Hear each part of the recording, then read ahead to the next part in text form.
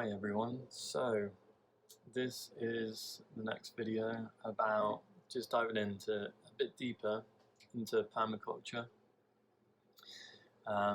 This one is going to be more about the ethics, but I just wanted to show you this first slide, basically the things that underpin permaculture and help guide the designs into a place where we can make conscious decisions about each aspect. So the perma triangle is something that I've sort of made up, but the principles, ethics, and the things that underpin permaculture are things that I've learned from other people. So the first topic is ethics, which we'll talk a bit more about in this video. Earth care, people care, and fair share, all things that I mentioned in previous videos. The principles, so there's 12 principles that guide our designs. These help us achieve a state of abundance, and they help guide the designs in really the observation and analyzing stages. They're really important, but they do help us throughout all of the design. And the way I see them is they're like reminders. So when I'm looking at my design, I'm doing my designs, I will look at the permaculture principles and go through each one and see if I really am, or how, if I'm complying with them, or how I can integrate them into my designs, or what resources, or how am I integrating them into my designs. Yeah. I'll talk a lot more about that in my next videos. Same with the design as well, I'll talk a lot more about it. But really the two things to mention here are methods and processes. And we use these methods and processes because they're very clear and concise, and taking it through a design process means we're less likely to miss important phases of the design.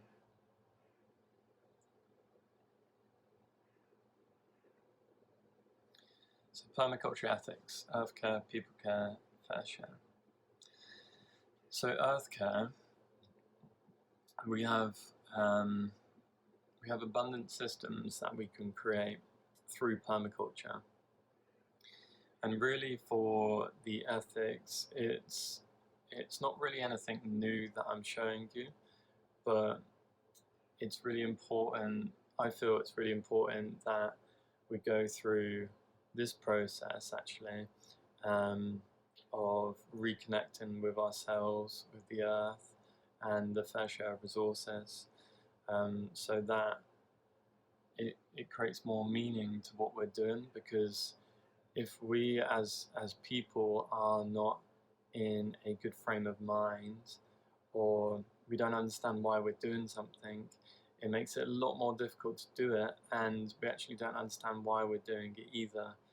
So that's why it's important to get in touch with yourself and understand why you're doing something. And yeah, so this is the vision games that we're going to do now. So I just want you to, I invite you to close your eyes and just come into the space. See if you can relax your muscles and your thoughts. Just let the space be, let everything be in the space.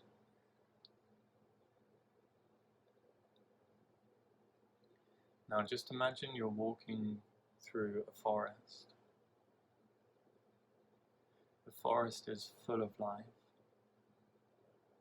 There's birds, bees. And And you're really safe in this forest, you're really grounded in it. And as you're walking now, you're walking through different plants, different trees. The greenery is brushing against your shoulders and your chest.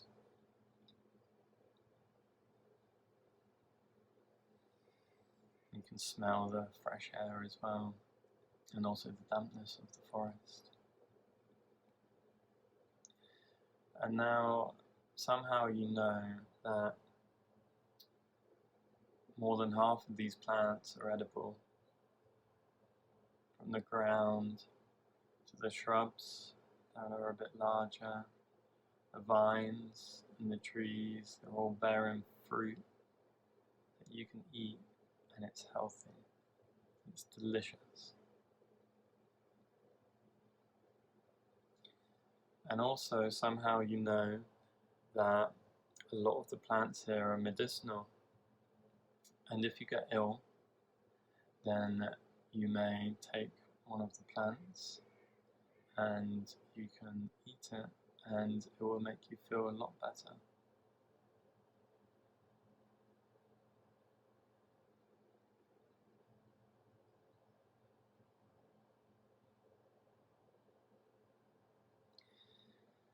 Now, holding the feeling that you have in your heart now, wherever it is in your body,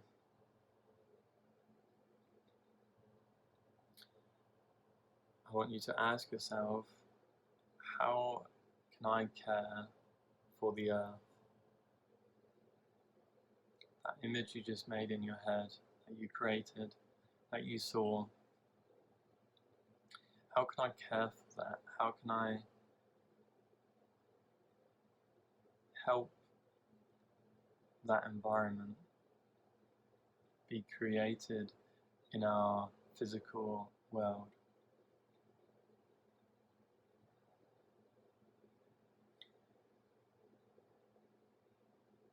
And just all of these pictures that you can see on the slide right now, they're real, they're in real life. What you just saw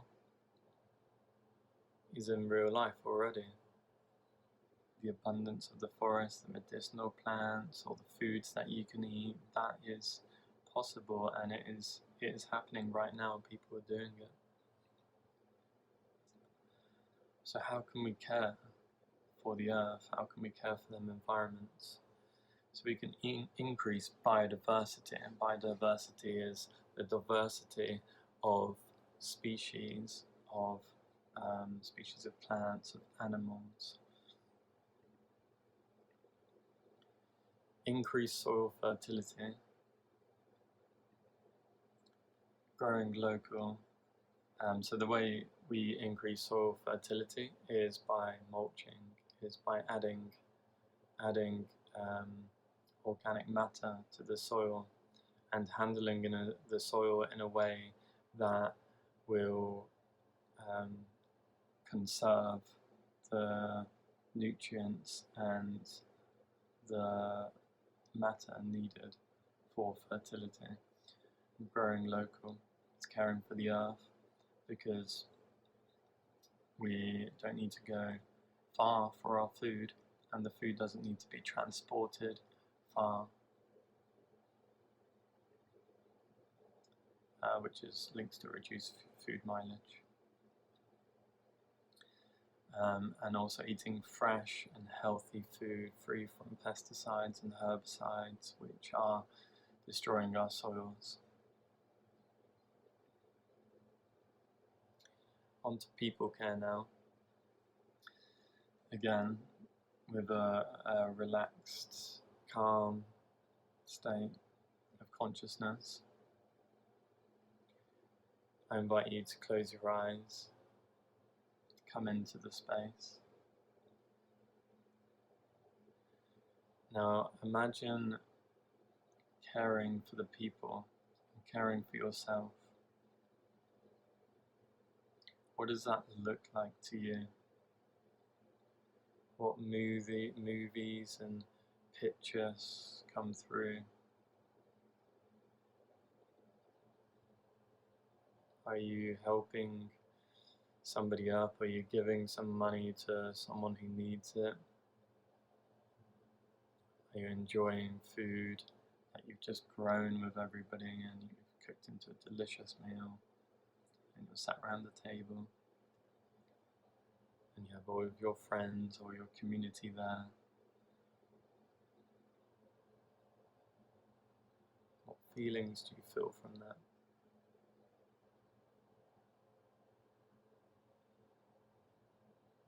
Are you in an open landscape?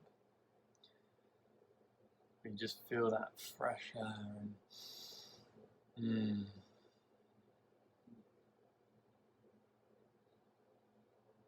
you're giving yourself that time, that well-deserved, well-needed time for yourself.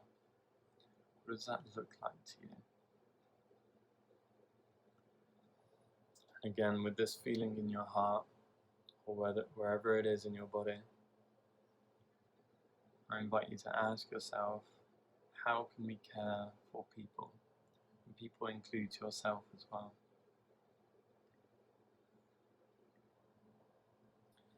Caring for yourself, this means giving yourself time, giving yourself a break from the work,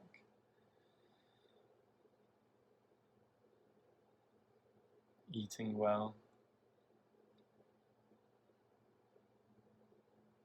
giving yourself enough food, enough water, not overindulging either, exercise, meditation, yoga, different things that help ease the stresses in your life.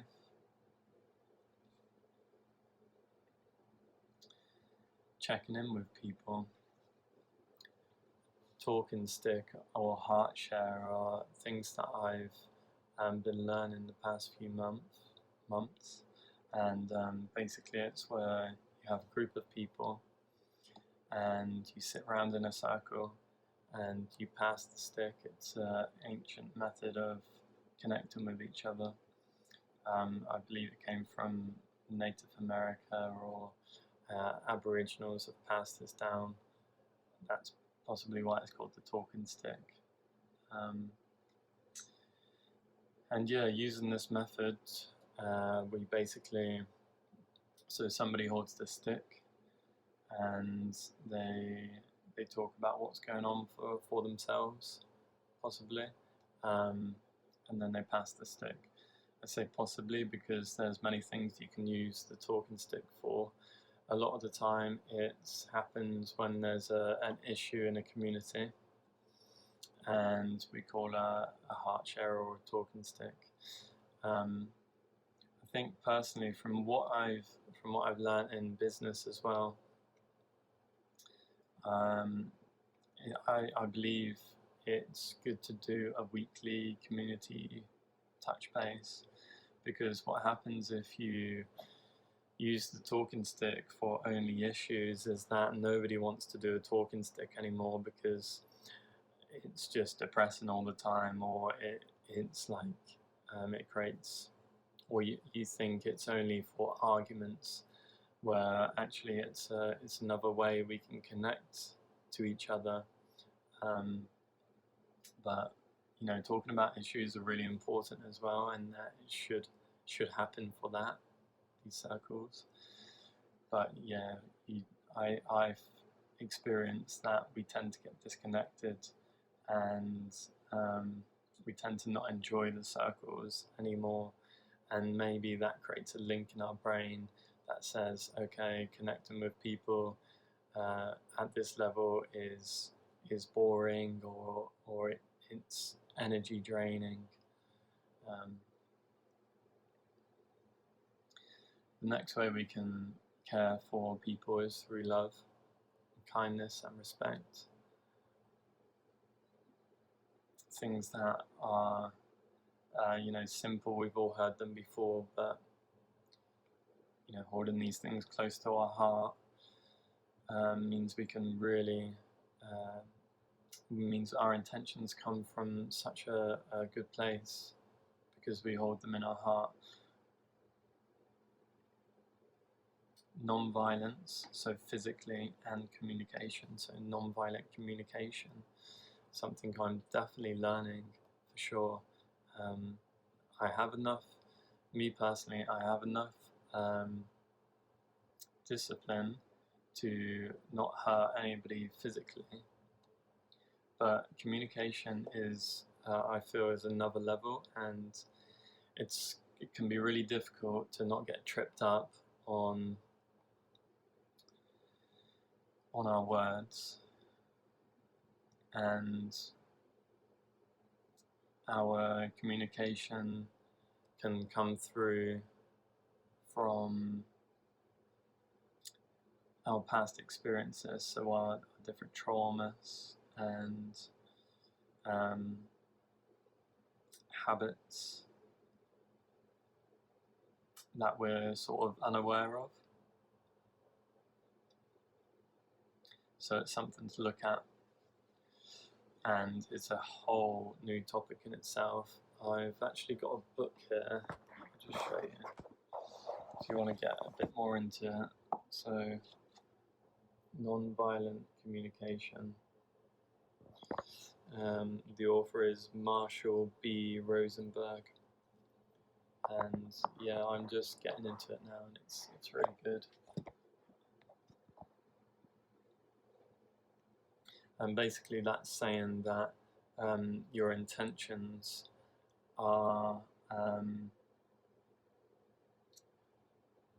it's basically saying that you got to speak in a way that is non-violent, so your intentions of what you're saying are non-violent, and it highlights the fact that a lot of what we say, different things that we say, or how we approach it, how we approach what we want, stuff like this, can be violent communication.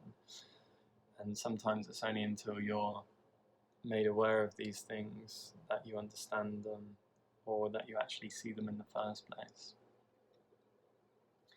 So offering help and assistance is pretty self-explanatory, but you know, and obviously if it comes from a place of you actually wanting to help, because if you don't want to help and you're just going to hold a grudge against somebody because you've just helped them out and then they won't help you out, you're not going to feel good about yourself. So, you know, helping without expectations is really important.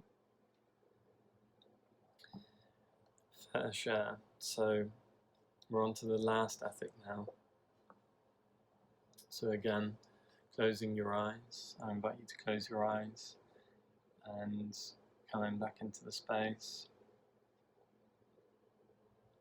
So imagine now that we live in a world where everybody gets their fair share of resources. Everybody has enough. There is no such thing as scarcity or hunger, because we all have enough.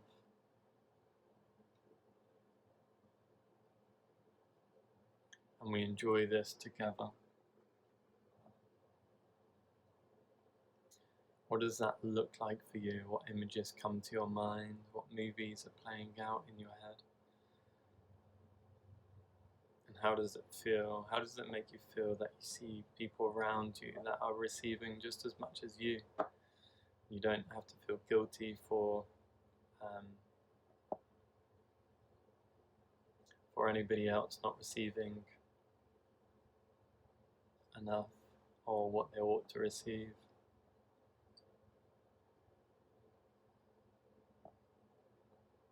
Maybe you're at a place in your life where you're earning a lot of money, or you're having a very good life, and you see somebody on the street and you walk past them, and maybe you feel a bit bad for you having that life, and they have to live a life where they're on the street and they have to beg for their money. Now, I'm not trying to make you feel bad about the kind of life you're living. This is just about getting into them feelings, them deep-rooted feelings that are innate in all of us. And coming from that place, That's our why, that's our motivation. So whatever you feel, whatever movies are playing out in your head, use them feelings to move forward in a way that is fair.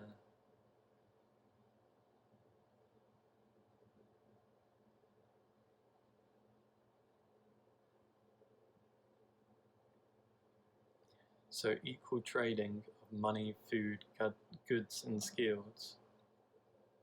So our systems at the moment, they are not designed for equal trading. This is because when you start a business, immediately you may not have enough money. You are in competition against massive corporations that have been around for centuries. So they already have 100 years, 150 years of business ahead of you. You're dealing with marketing issues. For example, on social media, there are websites that do not allow your content to come up in searches or make it difficult for your content to do so. We have we're living in an era where our information is being sensitized, and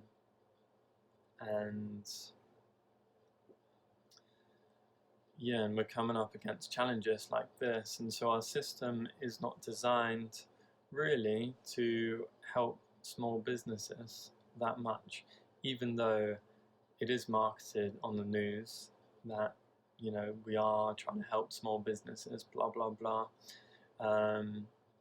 Actually, small businesses get taxed a lot, and as I just explained, they have a lot of difficulties with growth because of competition, because of marketing issues, and because of money and financial issues.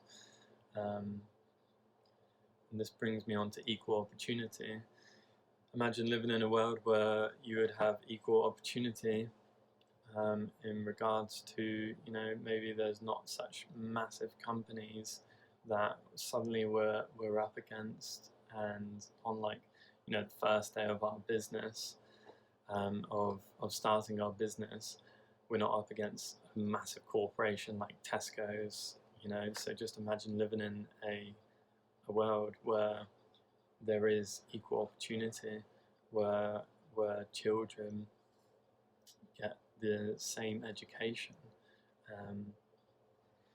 and that's a big thing right now, and it has been for a long time, is that people aren't getting a fair share of education, which again slows the progress or the learning of some individuals and gives other individuals a big head start.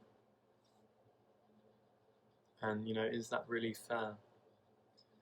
Quality of life, again, are we living in a world where the quality of life is exactly the same for every single person? No, we're not. And it's really important that we look after one another and we try and give a good quality of life for everybody and everything as well. So I just want to end on where's my energy flowing. So this is something that you can do by yourself at home, and you can use this to go through each ethic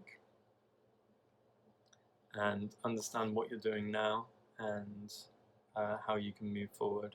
So we have, how am I caring for the earth right now? So you put your ethic in the top, and you say to yourself, how am I caring for the earth right now? And then you make a list So you say, okay, I'm recycling at the moment, I'm planting plants, and I'm cycling to work. These are all great things to do, and they're caring for the earth. Very simple as well. Then on the right hand side, we have, are there any improvements I could make here?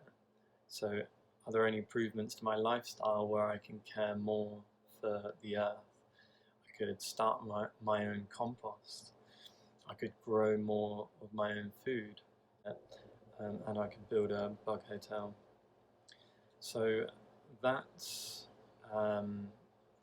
everything what I wanted to go through today. And so yeah, so sorry, you can, one more thing, you can do self-reflection mind map, so it doesn't have to be in this exact format, but really what you're trying to gauge from this exercise is, what am I doing now to care, and what can I improve on to care, or how can I improve? And by the end of it, you should have a big list of things you're doing really well at the moment, and opportunities to do even better in your life and rejuvenate that part of your life. So that's all I wanted to go through with you today. If you have any questions or any comments, do let me know. And yeah, I'd love to see anybody using these methods to get more in touch with yourself. I would love to see your examples. If you have any questions of what you want to learn about as well, I'm happy to do a video and share what I know about the topic. We do have a Facebook group and a Telegram group called Permaculture Inspiration Gathering. Here you'll learn more about permaculture. You'll be updated on courses, upcoming courses, and our regular gatherings, our regular meetup where we all meet up, we connect to each other, we share some food, some drinks, and we learn about permaculture together. Awesome. So thank you so much for being here, for watching the video, for staying with me. I'll be showing a lot more videos in the future, and I really appreciate all of the likes and the comments and the feedback I'm getting from these videos and from this movement in general. So I will be doing it more and more, and yeah, I really appreciate you, and I really appreciate your time. Thank you very much, and have a great day.